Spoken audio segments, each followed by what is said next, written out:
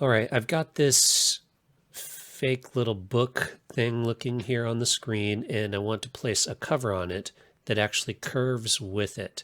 So you can't use the perspective warp because it won't allow you to do the curve. Instead, what you want to do is the free transform. And let me show you what I mean. So here is the book cover that I'm going to place into that. First, get it as close as you can to where you want it to be. So something like that. Just going to hit enter to commit it. And another thing I'm going to do is I'm going to drop the opacity. You can do this a bit later if you want, but I'm going to drop it maybe 70%. So this will actually allow me to see where it's lining up at. Next thing you want to do is convert it to a smart object. Once you've converted it to a smart object, go to edit and you want free transform.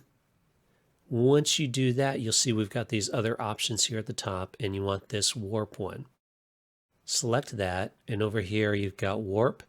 You've got some defaults that you can use, like so maybe if you're doing it to the front of a bottle or something, you might want to use the arch or something. But in this case, I'm going to go with custom.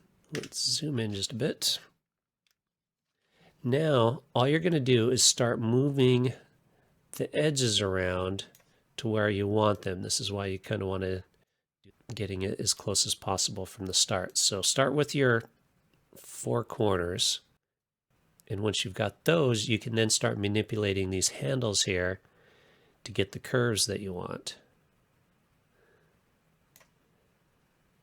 And you just keep working them on all the sides until you've got it lined up correctly.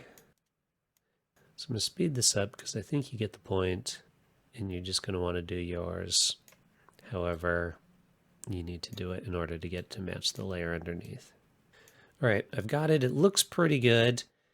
Zoom out a little bit, and let's close my actions window because you don't need to see that.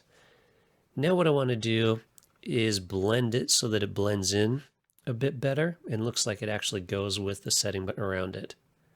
First thing you need to do is actually convert it back to a layer. So right click on it and go convert to layers. Hit yes to maintain the transform. I'm going to adjust my blend options, and for this one, I kind of already know which one I'm going to pick, but just scroll down until you find the one that you like.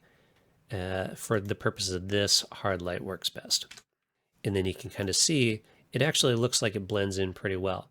And another adjustment you can make, so this to me feels like it's a bit faded.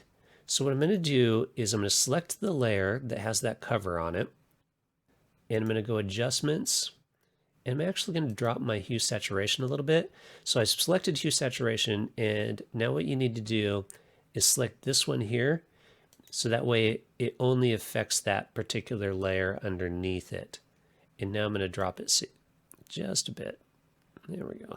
That way it looks like it blends a bit better and actually goes with the scene around it. And there you go. That's how you do that.